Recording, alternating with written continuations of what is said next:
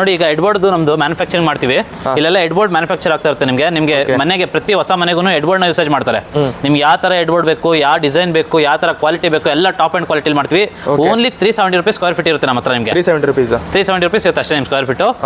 ಒಂದು ಲೊಕೇಶನ್ ಕಳಿಸಿ, ನಾವು ಬಂದು ನಿಮ್ಮ ಮನೆಗೆ ಬಂದು ಮೆಜರ್ಮೆಂಟ್ ತಗೊಂಡು ಆಮೇಲೆ ಯಾವ ಡಿಸೈನ್ ಬೇಕು ತೋರಿಸಿ, ಕ್ಯಾಟಲಾಗ್ ತೋರಿಸಿ, ಯಾವ ತರ ಬೇಕು ಆ ತರದಲ್ಲಿ ರೆಡಿ ಮಾಡಿ ಕೊಡ್ತೀವಿ ನಾವು ನಿಮಗೆ.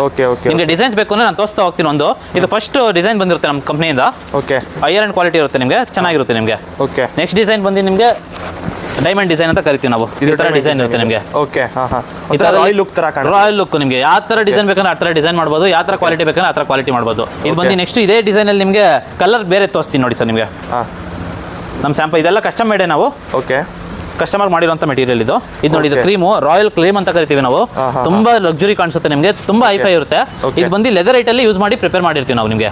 ಓನ್ಲಿ 370 ರೂಪೀಸ್ ಸ್ಕ್ವೇರ್ ಫೀಟ್ ಆಗಿರುತ್ತೆ ನಿಮಗೆ. ನಮ್ದೇ ಫಿಟ್ಟಿಂಗ್, ನಮ್ದೇ ಟ್ರಾನ್ಸ್ಪೋರ್ಟೇಷನ್ ಎಲ್ಲಾನು.